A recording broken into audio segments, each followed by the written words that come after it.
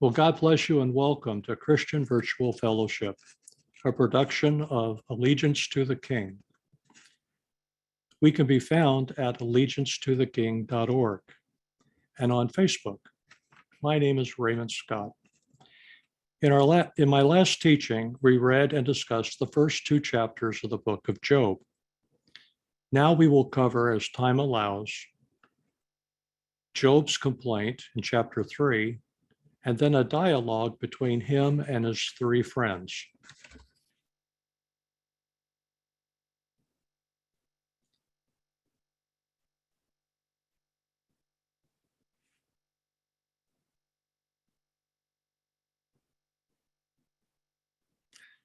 First, a recap of part 1. Job is the greatest man of the East. He is very wealthy, has 10 adult children, is married, and has enjoyed the protection of God Almighty. He is not an Israelite, but worships Yahweh. 3 times he is called blameless, upright, fearing God, and avoiding evil. In heaven, God summons his divine council, the sons of God. Satan arrives with them. God points out to Satan, my servant Job, as a righteous man. In front of the divine council, Satan challenges God's belief in Job. Satan says that if God took away all the blessings, Job would curse him to his face. To preserve his honor and not sparing Job's happiness, God drops away the protective fence around all Job has. Satan attacks. Job loses his wealth and children. Job stays faithful. The Lord gave and the Lord has taken away. Blessed be the name of the Lord. That's Job's position. Satan again challenges God, and God trusts Job to stay true. Satan is allowed to inflict burning boils on Job's skin from head to toe. 3 friends come to console him, and the 4 men sit quietly together for a week. After a week of silence, bitterness and resentment boil to the surface. Afterward, Job opened his mouth and cursed the day of his birth. And Job said, "May the day on which I was to be born perish, as well as the night which said, 'A boy is conceived.' May that day be darkness. May God above not care for it, nor light shine on it.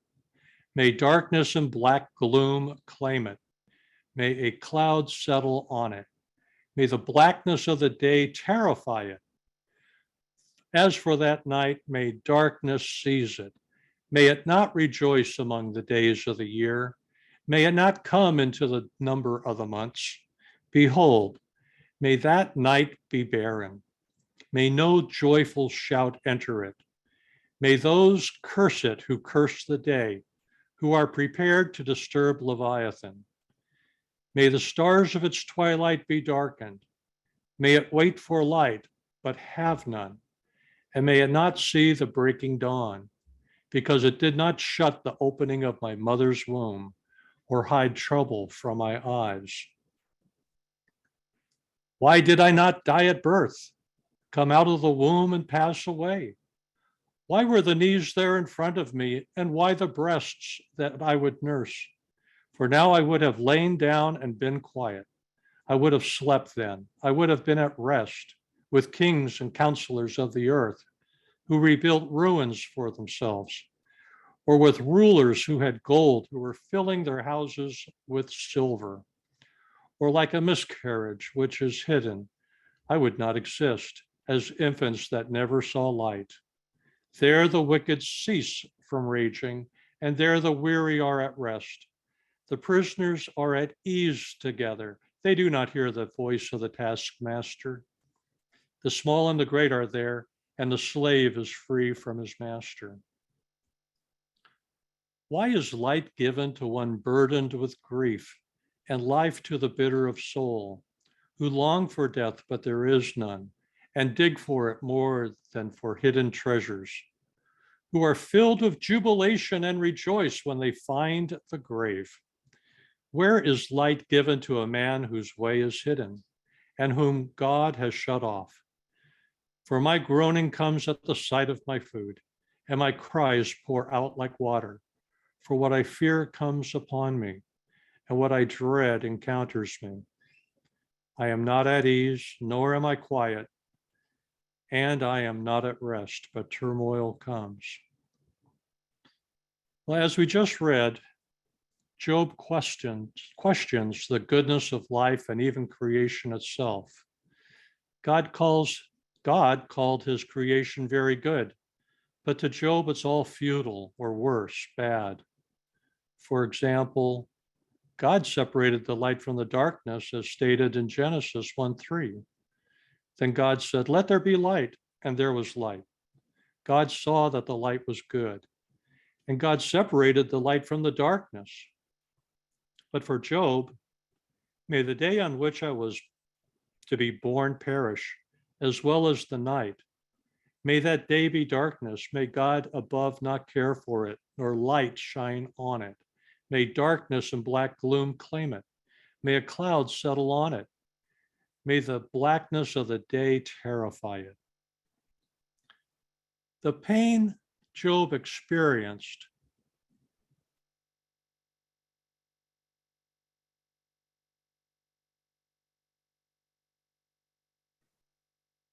was very isolating. No one around him suffered as he did. No one could really understand. He cursed the day of his birth. In Genesis 1:14, God said, "Let there be lights, serve as signs and for seasons and for days and years." But for Job, as for that night of his birth, may darkness seize it. May it not rejoice among the days of the year. May it not come into the number of the months. Job cries that life is no good. Why is light given to one burdened with grief, and life to the bitter of soul, who long for death, but there is none, and dig for it more than for hidden treasures, who are filled with jubilation and rejoice when they find the grave? But God saw the world he made and said it was very good. He made the stars also. God placed them in the expanse of the heavens to give light on earth and to govern the day and the night and to separate the light from darkness. And God saw that it was good. For Job, may the stars of its twilight of the day of his birth be darkened. May it wait for light but have none, and may it not see the breaking dawn, because it did not shut the opening of my mother's womb or hide trouble from my eyes. You see how he not only cursed the day of his birth, but also condemned creation itself? Doesn't God know what he is doing? And if he does, why live? Creation seems like a cruel joke. Death is better than life. That's how Job felt.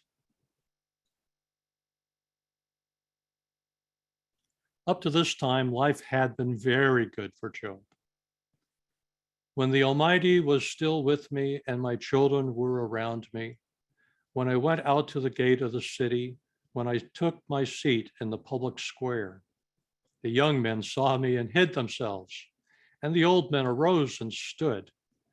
The leaders stopped talking and put their hands on their mouths, and the voices of the prominent people were hushed, and their tongues stuck to their palates. For when an ear heard, it called me blessed, and when an eye saw, it testified in support of me. Because I saved the poor who cried for help, and the orphan who had no helper. The blessing of the one who was about to perish came upon me, and I made the widow's heart sing for joy. I put on righteousness, and it clothed me. My justice was like a robe and a headband. I was eyes to those who were blind, and feet to those who could not walk.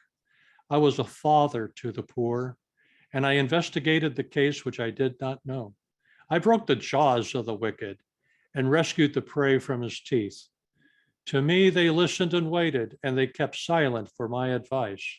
After my words, they did not speak again, and my speech dropped on them. They waited for me as for the rain, and opened their mouths as for the late rain. I smiled at them when they did not believe, and they did not look at my kindness ungraciously. But as we know, life has become unbearable to him, and he isn't going to be quiet about it any longer. What follows is a long dialogue between him and his three miserable comforters, who up to this time have been silently there for him. For the sake of time, I'm going to summarize the comments of Eliphaz, Bildad, and Zophar, as well as Job's responses. Each of Job's friends suggest, and later insist, that Job has sinned and therefore had brought these disasters and sickness upon himself.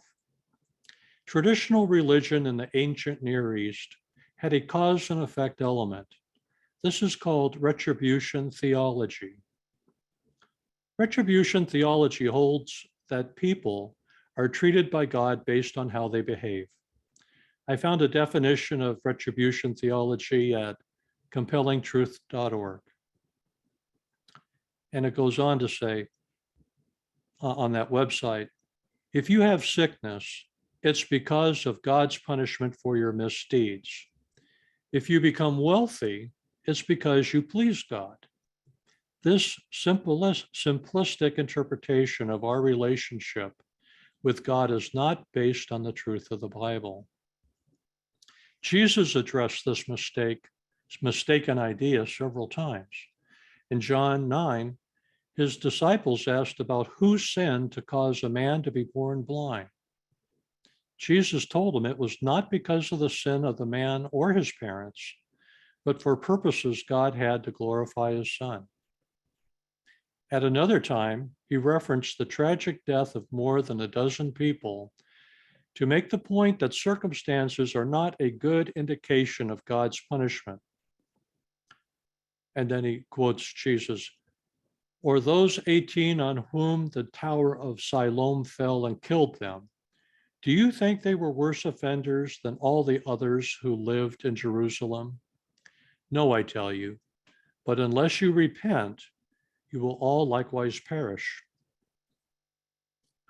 Responding to his friends, Job's friends, wisdom of retribution, Job points out the wicked do prosper.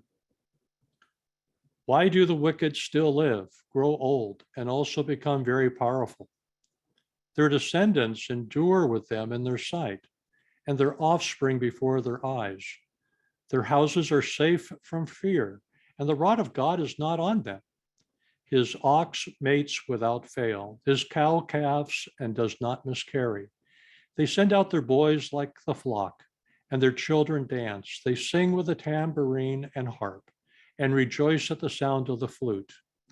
They spend their days in prosperity, and suddenly they go down to Sheol. Yet they say to God, go away from us. We do not even desire the knowledge of your ways.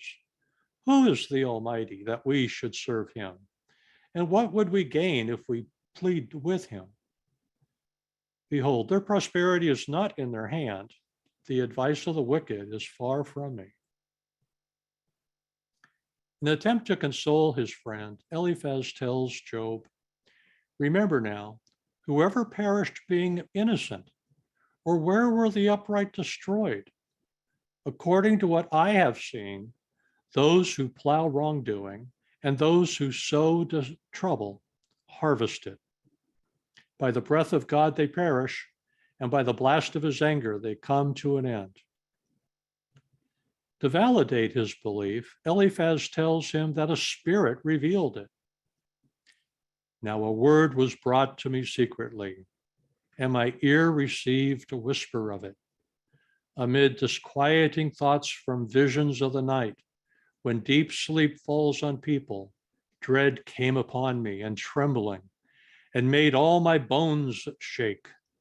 Then a spirit passed by my face, the hair of my flesh stood up. Something was standing still, but I could not recognize its appearance. A form was before my eyes. There was silence, then I heard a voice. Can mankind be righteous before God? Can a man be pure before his Maker? He puts no trust even in his servants, and he accuses his angels of error. How much more those who live in houses of clay, whose foundation is in the dust? So a spirit told Eliphaz that human beings cannot be righteous or pure before God. The spirit said God doesn't trust his servants. Yet, God boasted of Job as, quote, my servant, quote, blameless and upright in chapters 1 and 2. God is trusting Job to prove Satan and now Eliphaz wrong. Eliphaz isn't an Israelite, and so may be unaware of God's plan to elevate mankind to glory and honor. The psalmist wrote, what is man that you are mindful of him, and the Son of Man that you visit him? For you have made him a little lower than the angels, and you have crowned him with glory and honor. You have made him to have dominion over the works of your hands. You have put all things under his feet. Psalm 8. Satan and the spirit and Eliphaz himself questions the wisdom of God to put all things under mankind's feet. Can man be righteous? Eliphaz asked Job, call now, is there anyone who will answer you? And to which of the holy ones will you turn? Eliphaz suggests that Job turn to one of the holy ones for help. Who are the holy ones? It is not said, but perhaps they are the sons of God who listened as Satan challenged God's wisdom about Job. Convinced of Job's guilt, Eliphaz reminds Job that God disciplines his people. Behold, happy is the person whom God disciplines. So do not reject the discipline of the Almighty. But Job has done nothing to deserve what has happened to him. For a second time, Eliphaz questions whether man is able to be righteous. He quotes the spirit that visited him. What is man that he would be pure, or he who is born of a woman that he would be righteous? Behold, he has no trust in his holy ones, and the heavens are not pure in his sight. How much less one who is detestable and corrupt, a person who drinks malice like water? Referring to Job, obviously. Eliphaz grows so impatient with Job's insistence of innocence that he heatedly argues, can a strong man be of use to God, or a wise one be useful to himself? Is it any pleasure to the Almighty if you are righteous, or gain if you make your ways blameless? Is it because of your reverence that he punishes you, that he enters into judgment against you? Is your wickedness not abundant? And is there no end to your guilty deeds? For you have seized pledges from your brothers without cause, and stripped people naked. You have given the weary no water to drink, and you have withheld bread from the hungry. You have sent widows empty, and the strength of orphans have been crushed. Well, none of this is true. God called Job upright and blameless. Bildad is the second friend. He shares the same theology of retribution. Does God pervert justice, or does the Almighty pervert what is right? If your sons sinned against him, then he turned them over to the power of their wrongdoing. If you are pure and upright, surely now he will stir himself for you and restore your righteous estate. Like the self-righteous Pharisees around the cross of Jesus Christ, Bildad tells Job that if he is truly righteous, then God will save him. Bildad consistently, if ignorantly, accuses Job's sons of sin as well. Bildad continues with the traditional view of God being just a result of being, let me read that over again. Bildad continues with the traditional view of God being just as a result of cause and effect. Please inquire of past generations and consider the things searched out by their fathers. Will they not teach you and tell you and bring forth words from their minds? Can papyrus grow tall without a marsh? Can the rushes grow without water? In other words, all suffering comes from being sinful. Bildad goes on. Behold, God will not reject a person of integrity, nor will he help evildoers. Well, that, of course, implies that if God doesn't help you, well, you must be an evildoer. Finally, Bildad reveals his own opinion of mankind. How then can mankind be righteous before God? Or how can anyone who is born of woman be pure? If even the moon has no brightness and the stars are not pure in his sight, how much less man, that maggot, and a son of man, that worm? Isn't this Satan's argument to God, that mankind is not worthy to be crowned with glory and honor and put at God's right hand of majesty? That's what Satan wants God, you, and I to believe. The third friend is Zophar, who warns Job to repent of being wicked. If wrongdoing is in your hand, put it far away, and do not let malice dwell in your tents, for the eyes of the wicked will fail, and there will be no escape for them, and their hope is to breathe their last. Despite all three friends insisting that somehow Job sinned, there is no sin committed that would warrant any severe punishment as apparently inflicted on Job. In fact, we know from chapters 1 and 2, there hasn't been any sin or punishment involved, but he responds to the accusations levied against him. At first, Job is simply overwhelmed by the loss of family, wealth, and health. Let me just die, he says. Oh, that my request might come to pass and that God would grant my hope. Oh, that God would decide to crush me, that he would let loose his hand and cut me off. But it is still my comfort, and I rejoice in unsparing pain, that I have not denied the words of the Holy One. Even while wishing to die at God's hand, Job has the grit to not deny the words of the same God he believes is destroying him. He further responds to accusations of sin. Show me how I've done wrong. Upon further reflection, he sounds more confident. But he knows the way I take. When he, that is God, has put me to the test, I will come out as gold. My foot has held on to his path.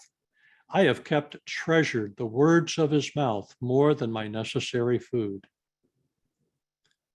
Job again took up his discourse and said, as God lives, who has taken away my right, and the Almighty who has embittered my soul, for as long as life is in me and the breath of God is in my nostrils, my lips certainly will not speak unjustly, nor will my tongue mutter deceit.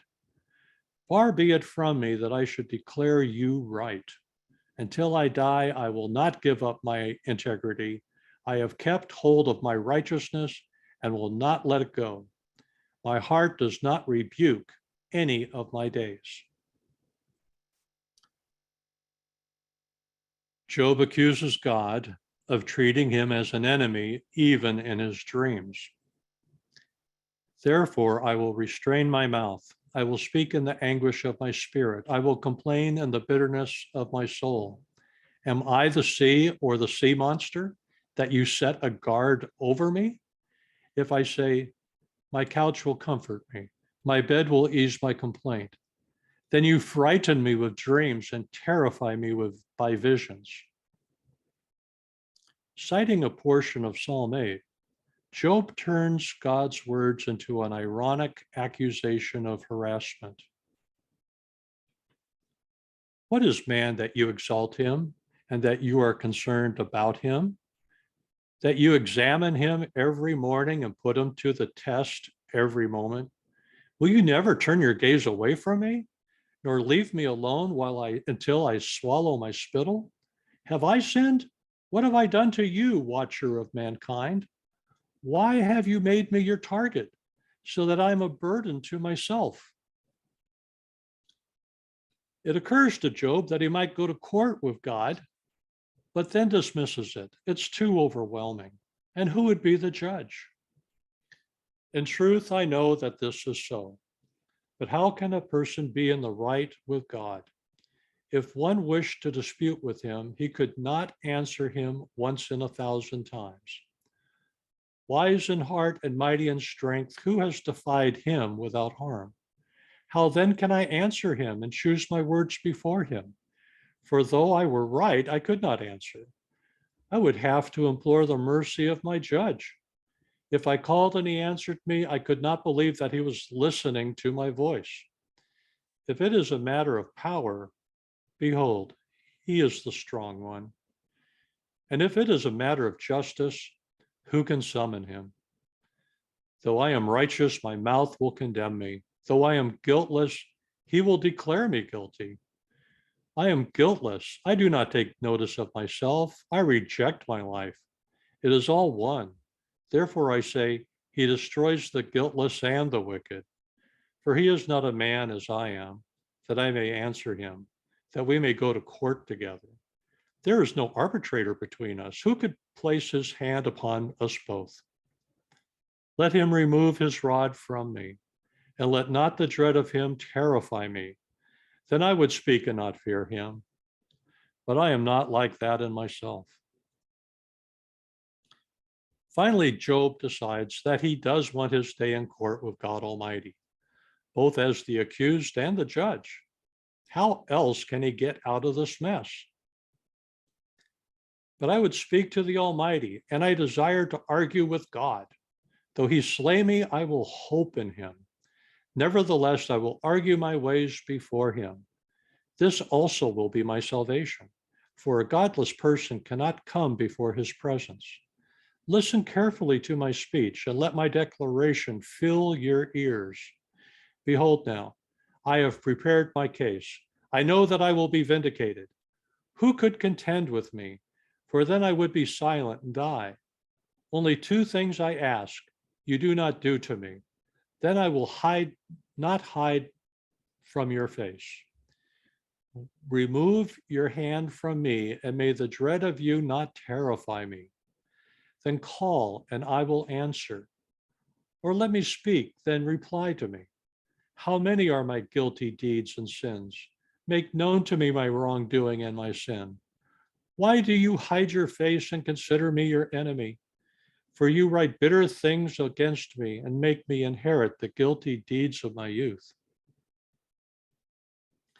So even while complaining about God's injustice, Job starts to think about what court against God would look like. Oh, that I knew how to find him, that I might come to his home. I would present my case before him and fill my mouth with arguments. I would learn the words which he would answer and perceive what he would tell me. Would he contend with me by the greatness of his power? No, surely he would pay attention to me. There the upright would argue with him, and I would be free of my judge forever. I have not failed the command of his voice, of his lips. I have not failed the command of his lips. I have treasured the words of his mouth more than my necessary food. Job is confident that God would pay attention to him and free him from the misery. He is confident because he has not failed the command of God's lips. He treasured God's words more than food. He knows that once God sits as judge, he will be fair to Job. But at the same time, Job is terrified at being before the Almighty. Therefore, I would be terrified at his presence. When I consider this, I am frightened of him. It is God who has made my heart faint, and the Almighty who has terrified me. After so much dialogue with his three friends, Job provides us with a statement, a poem. He first writes about how hard it is to find and mine from the earth precious metals like gold and silver. Then he writes about how much harder it is to find wisdom. But where can wisdom be found? And where is the place of understanding? Mankind does not know its value, nor is it found in the land of the living. The ocean depth says, it's not in me. And the sea says, it's not with me. Pure gold cannot be given in exchange for it, nor can silver be weighed as its price. Where then does wisdom come from? And where is this place of understanding? It is hidden from the eyes of every living creature and concealed from the birds of the sky. Abaddon and death say, with our ears we have heard a report of it. God understands its ways, and he knows its place. For he looks to the ends of the earth. He sees everything under the heavens. When he imparted weight to the wind and assessed the waters by measure, when he made a limit for the rain and a course for the thunderbolt, then he saw it and declared it. He established it and also searched it out. And to mankind, he said, behold, the fear of the Lord, that is wisdom, and to turn away from evil is understanding. Well, I don't think we can improve on the last few words of that poem. So what have we learned so far? Job's friends haven't been much help, unless they have been an iron sharpening iron. By accusing him of different sins, Job's resolve to hold on to his righteousness is strengthened. He doesn't doubt his own integrity. Job is a strong character, and he is starting to bounce back. He has a plan to confront God and demand justice. He is confident that he is innocent of any wrongdoing, so severe as to cause the losses he is enduring. He has treasured God's words and obeyed. He knows that the disasters come from God, and he wants to hold God accountable. Yet he trusts God, is terrified of him, and believes God will be a fair and impartial judge. His friends' attacks condemn mankind's destiny before God. Can man be righteous? Can mankind be worthy of glory and honor? Praise God we can through Jesus Christ our Lord. How Job manages to bring God to court and what God's response is to Job's accusations, we will cover in the next episode of the book of Job. Thank you for listening. Now I'll stop sharing the screen and I'll open it up for comments. Dustin Smith. Hi, Ray. Can you hear me? I can now. Thank you. Okay, good. First of all, thanks for sharing. I don't think it's very easy to share on the book of Job because it's very complex. There's a lot of words, and I think the number of slides on your slideshow indicate that your slideshow is bigger than any of the ones I've ever done. So that kind of shows how much work goes into Job. I say that to commend you. One thing I think I don't think there's an easy answer to this question, but I think it's good for us to start thinking about, is that you spent an awful lot of time contrasting Job's behavior with his so-called friends who concluded that Job was being punished due to some sort of retributive theology, which you rightly said is not biblical. So you said, okay, he was not being attacked by Satan or punished for these reasons, but you actually didn't say why the bad things were happening to him. And I find that for a lot of people, when it comes to reading Job, they either forget to answer that question, or when they think about the answer to the question based on the first 2 chapters of Job, the answer is so uncomfortable they don't want to admit it. So I'm curious as to if you have settled on a particular reason. Well, and that's why I mentioned Psalm 8. In fact, I mentioned it both in part 1 and now in part 2. And I've read commentaries by both rabbis and Christians, and I didn't see anything about Psalm 8, but that is that man is made a little lower than the angels, but he is crowned with glory and honor. Well, of course, Jesus Christ is crowned with glory and honor, and it is our hope that we are too in the resurrection. But right now we are made a little lower than the angels. This is my impression, and I don't have it tattooed on my heart or anything, and so I'm willing to hear any other suggestions, but that all of this is being done before the sons of God, that the divine council listened both times to the challenge of Satan to God. God took the initiative here. He first asked Satan, "Where have you been?" And then he says, "Have you considered my servant Job?" And God did that twice, once in chapter 1 and once in chapter 2. And then all this is done with an audience. And the audience is in heaven, not on earth. And first of all, Satan challenges God's opinion or belief and trust in Job, calling Job my servant.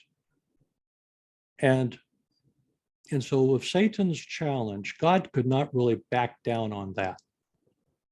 God had to step forward and say, "Oh yeah, you don't think Job is so great? Well, I'll prove it." And Satan at the same time comes out and says, "Well, he wouldn't be so great if you weren't rewarding him and protecting him all the time. He is just Job is just in it for the goodies. He's just in it for the money and for the good life." And so what God does is give Job, and Job is representing all of mankind, at the opportunity to show that when stripped of every blessing, man is still able to have trust and faith in God, even when angry and upset with God, even when we suffer unrighteously, unfairly, like Jesus Christ did. We're able to hang on to our faith that in the end, all will pan out, that God is faithful and we have to be faithful too. So I think that the book calls for us to have a gritty, never say die type of faith, no matter whatever happens to us. And that all of this is being done in front of the sons of God, who were given the nations back in Deuteronomy 32:8, where the nations were given to the sons of God, which in the King James and other standard texts is translated as sons of Israel. But both the Dead Sea Scrolls and the Septuagint both show that instead it's not sons of Israel. Israel didn't exist back It's angels. in the time. Yeah. So I'm mixing the divine council idea with the idea of Job. Well, And can I? Yeah, go ahead. Can I? Because I feel like my question has kind of expanded to you to be more of an application of the book, but I just kind of want to make sure that, because that you said what I think the answer is, but it's an answer that I think in reality is a little bit uncomfortable, which is that the reason why Job suffered was because God made a bet with Satan. Yeah. Okay. Now Yeah. here's the thing. I don't find that pastorally is a good answer to tell people. And here's another thing. I don't think that is an answer that's ever given in the New Testament. So, Well, is an answer given in the New Testament? well, there are a variety of answers in the New Testament, but again, this is the difficulty of Job is that why would a book like this be written? Which, by the way, doesn't mention anything about the law of Moses, doesn't mention anything about the temple, doesn't mention anything about the priesthood. There's no indication that Job or any of his friends are Israelites or Jews. That's right. Yeah, and so I think I think that's deliberate. I think that's it is. It's trying to interpret things outside of not responding to the covenant. It's interpreting things in light of how might a pagan understand these things, but also it is a part of the Jewish scriptures. So it's I mean, obviously the Jews are going to be reading it and trying to interpret it. But since Job was probably by all internal data written after Nebuchadnezzar destroyed the temple, and the Israelites were exiled, and the Davidic kingship was temporarily suspended, and the temple was destroyed, and all that stuff. Questions, of course, of theodicy, of hey, how come bad things are happening, was a real question on their mind. But I wanted to say, like, I think it's good for us to really acknowledge what seems to be the simple and unavoidable truth, which is that the answer is given in the first 2 chapters. The figure of Job suffered because God made a bet with Satan. But I don't think that is something that is meant to be applied to our life. No, I certainly don't. I would not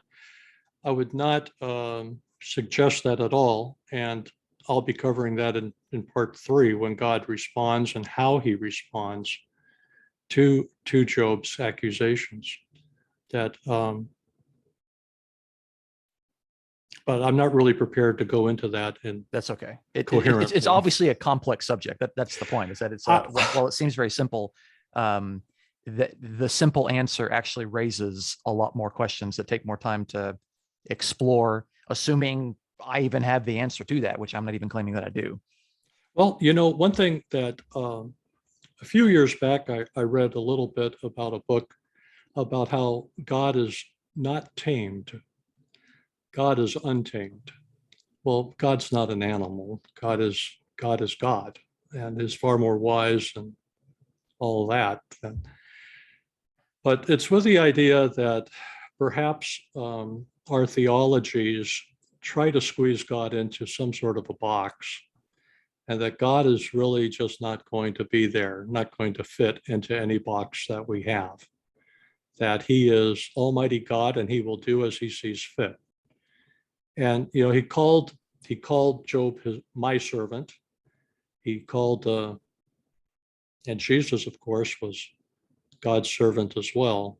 And Jesus suffered, unfairly.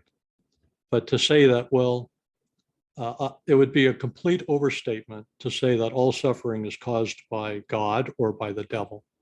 That is not the message of Job, and I haven't read anybody that interprets it as such. But I think that the message of faithfulness is overriding, and that our response while suffering is to stay true and not budge. Right, no doubt there. I think that's I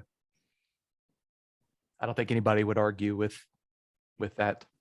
So anyway, I just thought it was a good question for us to be wrestling with, on top of all the difficult poetry and chapters, whatever, 3 through 48 or however many chapters there are.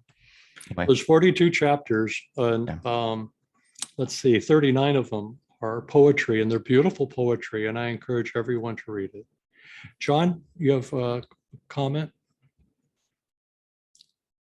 Yeah, a couple of things. One, thought it was interesting, your highlight of, I forget which of the three comforters, miserable comforters, was talking about this, but the one that was talking about having gotten this idea of this, what do you call it, retributive theology or whatever, from a spirit.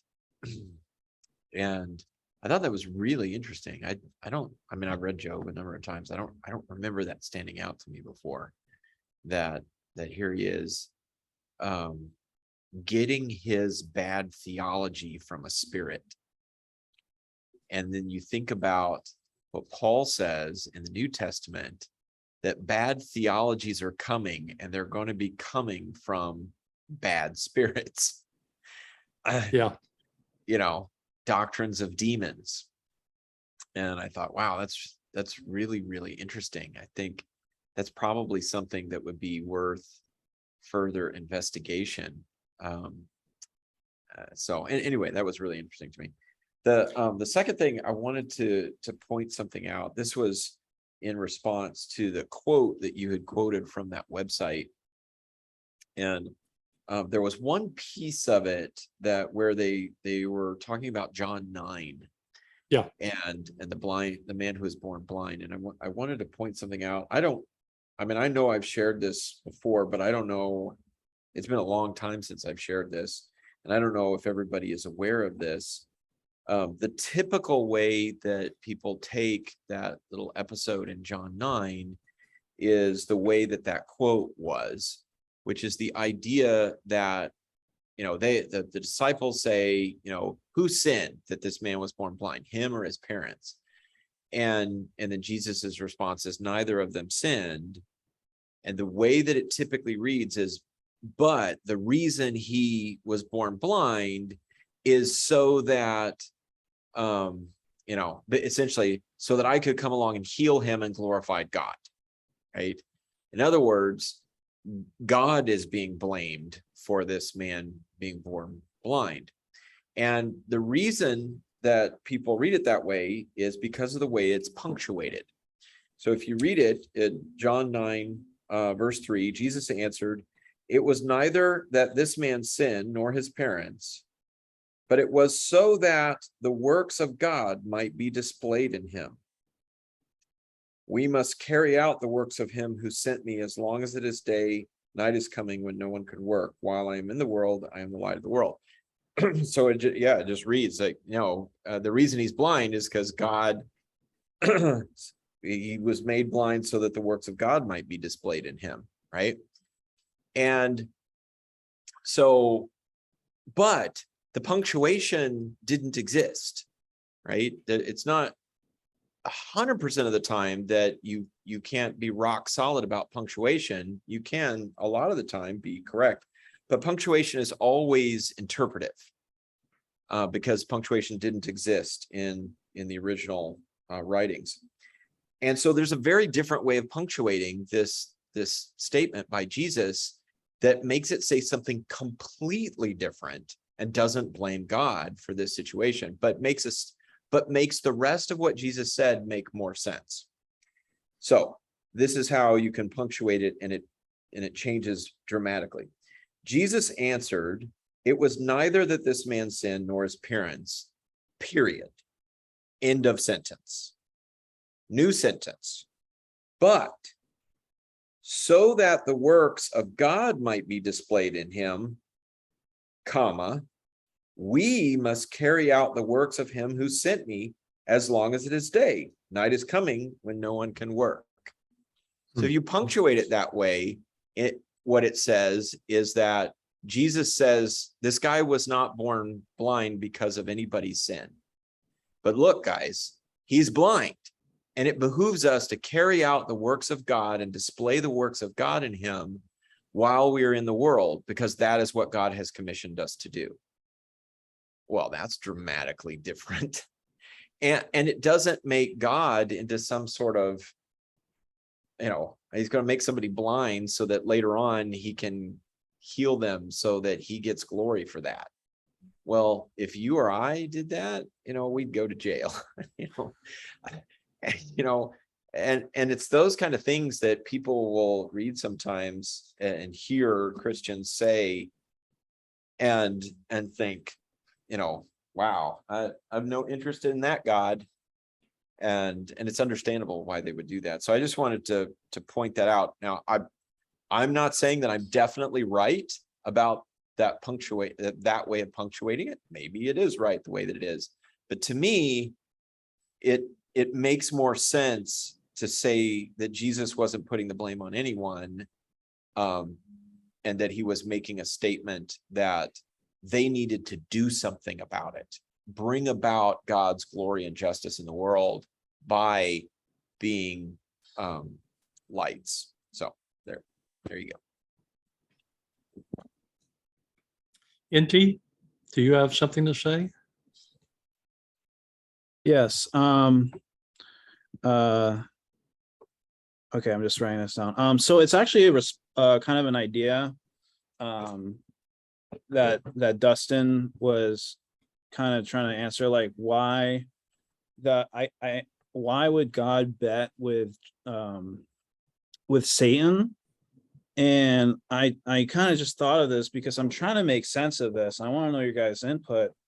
I had to write this stuff down to kind of keep my head straight, because it doesn't seem normal on the surface, and I had to write down, I'm like, Satan is not in God's kingdom. When he walks through there, like in Ephesians, it talks about how we fight against evil heavenly entities,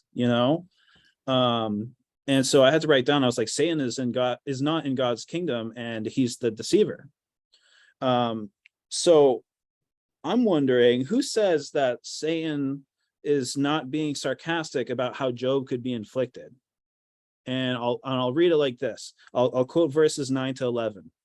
Then Satan answered Yahweh, "Does Job fear God for nothing? Have you not made a hedge about him and his house and all that he has on every side? You have blessed the work of his hands, and his possessions have increased in the land."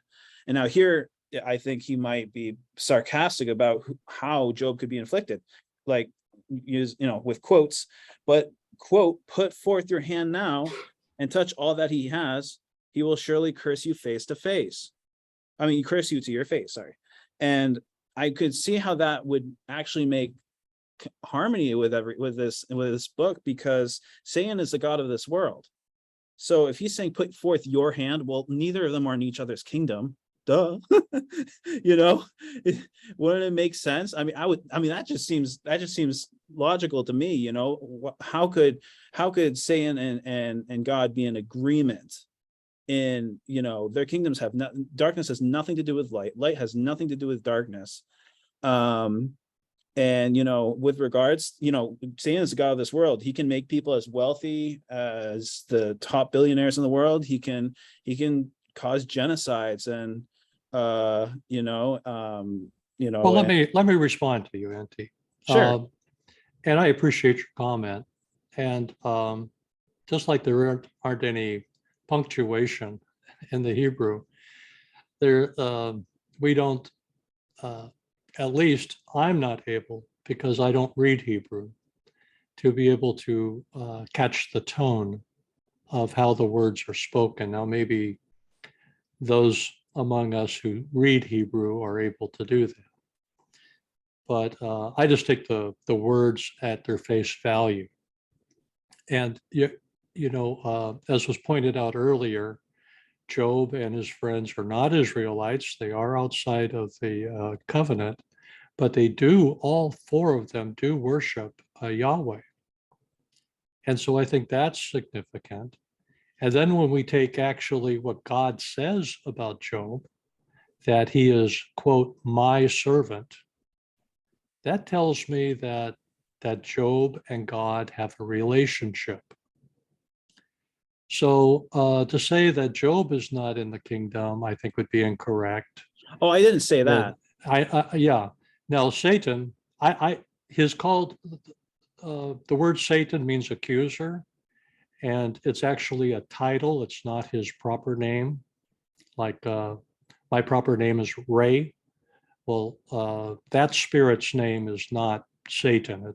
He is called the Satan, and the accuser is like the prosecuting attorney. And so apparently he has some role to play, although we certainly don't appreciate it. So I can't speak to whether or not he has a role in God's plans, but it's an interesting thought that you raise. I mean, Satan being the god of this world, and it doesn't have to mean the like Lucifer or whatever. I'm just saying in general, their kingdom is the god of this world, however you want to look at it, Satan, because Right. in First John. And so I can see how they can do all sorts of crazy things. They can make people as wealthy as possible, as broke as possible. And if someone isn't righteous before God, I mean, God doesn't really, I don't know what the limits are of what God can and can't do, but clearly God was on Job's side. Yeah. And we really don't know about his children, who died. So maybe they weren't righteous. I have no idea. But what I'm trying to say is that when the adversary says, "Put forth your hand now and touch all that he has, and he will surely curse you to your face," I think that could be taken sarcastically, because otherwise we are just saying that God operates this way where he makes bets with Satan to, Well, kind of irrelevant in the end, because then after the conversation goes on, he says, "Do what you want with them." So basically, Satan's saying, "You do it," but then God's like, "You're allowed to do it." Right? well, that's because So he's the god of this world. Yeah. That's why. That's Well, and the point I was making. yeah, and as the God of this world, he caused the whirlwind to bring down the house on the children and kill them. And he inspired the bad people, to steal the camels and what have you. And he also caused the meteorite, or the ball of fire, to come out of the sky and burn up all the sheep and the men. So yeah, we know that the adversary has his tools. I just think he's very capable of being sarcastic. Okay. Okay. Well, that's your point you're making. Okay. Well, let's go from there and let's have George speak up. Hey Ray, it's a great job. Well, thank you. Yeah, you hit the nail right on the head. I've been groping around looking for the words to use for what you coined today. I don't know if you coined it or what, but you told me this about retribution theology, and that's something I've been looking for. Hearing somebody coined that phrase, for at least 15 years, and I'll tell you right now, I am a victim of retribution theology, and I had two very life-threatening experiences in my life, and what I got from them was my church family. Instead of coming and praying for me and asking me to help out, they made sermons out of me. And, they said God was punishing George. And I heard that twice. And both times I heard it, it really put a heavy weight on me. And instead of lifting me up, it put me down and made my times a little harder. But I ended up forgiving those people for what they had said and what they had pondered or what they had imagined. But I'm really grateful to you for coming up with that phrase. I don't know where you came up with it or whatever, but retribution theology, it really exists, because there's whole churches out there that are running on retribution theology. Yes, there are. And I'm ashamed to say that I fell for it once in my life, and probably failed God in one instance, because I kind of got sucked into that thinking. And so, yeah, but all right, we all do once in a while. And the other point I wanted to make was, I thought you made a really good point about Satan being an accuser and whatnot. And I would probably have to say that Satan is an adversary of men. But that's all I wanted to say. Thanks. Well, thank you, George. Thank you for sharing that. Steve and Phyllis. This has really been a good teaching. This whole book of Job is just so sweet and active. But when it first starts out and it says that Job was righteous and that he was blameless, and but blameless doesn't necessarily mean you've got everything correct. God's not blaming you. It's like being righteous is not because of the things I necessarily do, my behavior or don't do. God is the one that declares us righteous. And this book is the kind of book, it seems like the further we get into it, the more we start to recognize that Job does have some problems going on. And when I look at him and his friends, this might sound weird, but they almost seem like different sides of the same coin. And the reason I say this is his friends thinks he's being punished, that retribution, you know, what we were just talking about, that he's being punished because of unrighteous acts. Job, on the other hand, thinks he has been righteous and being treated unfairly because of his righteous acts. It's all about righteousness, but they're both being related to works. And it's very, very easy to fall into that, where we get this works mentality. We've been studying and learning for weeks now, years really, how righteousness does not come by works. God declares us righteous. And when we trust in him, that's what makes us righteous. And so as we'll continue to go through this book, I do see a problem that Job had. And I think it's so easy in terms of how we apply it to us today. It is so easy to fall over into this works mentality, thinking it's about moral behavior. Now, I'm not saying don't behave morally. When God has our heart, that moral behavior will come out of it, but it's not the works that save us. It's a gift from God because he declares us righteous.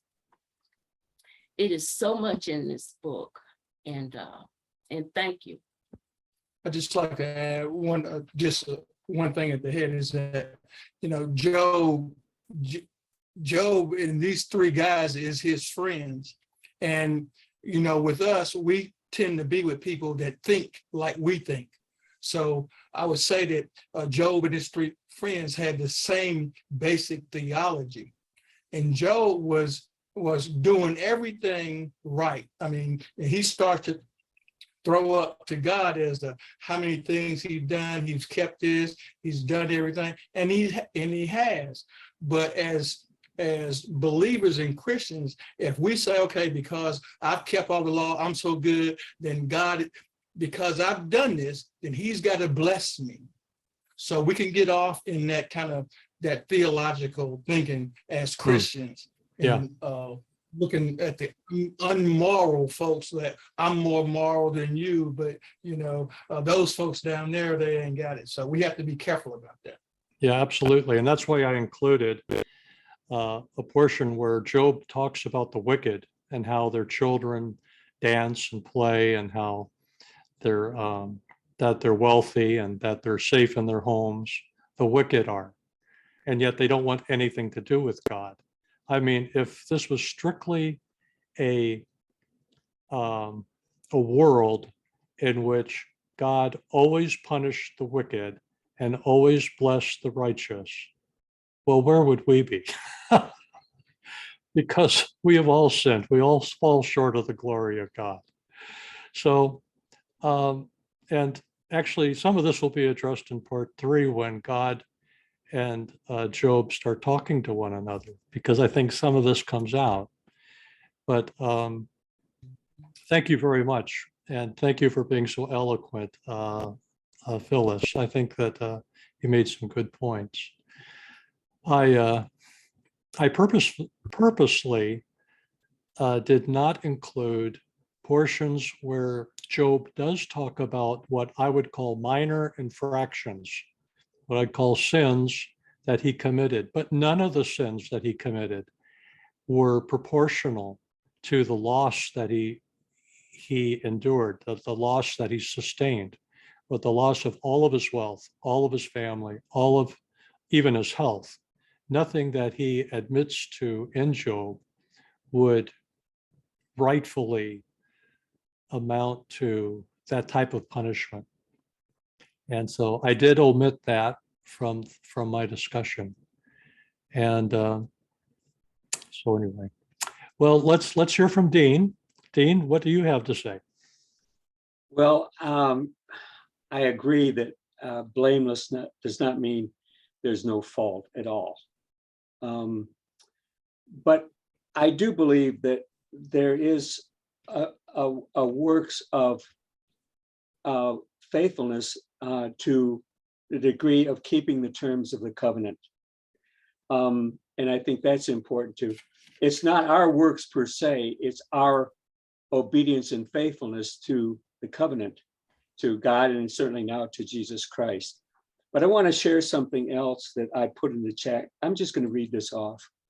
So, and this is what I kind of think. Let me get there. I still believe the essence of the entire book is for everyone remaining faithful, regardless of any bad things that might happen to us. Every person will suffer. I think I misspelled that word in this life, and will be blessed, both of them, because what we do. Let's see here. I'm trying to find good or bad, and Satan is not responsible for all of the bad, but he is our enemy, and he's determined to harm, especially those who endeavor to commit to God, and to prosper those who don't commit to God.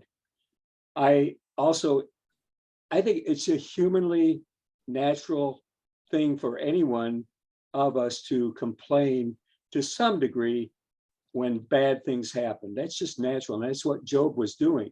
Yeah. And he, to the place where he didn't even want to, he'd rather die, because who wants to put up with that? But he never blamed God in the process.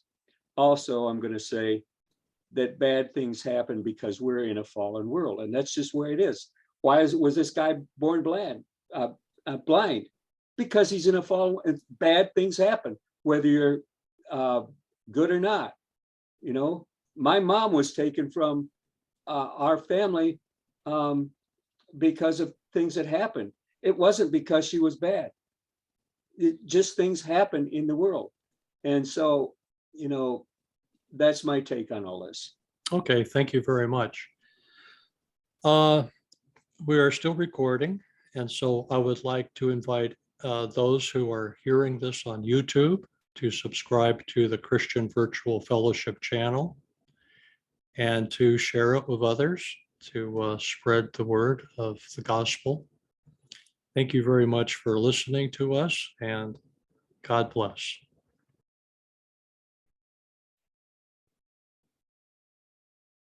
All right, we're done recording.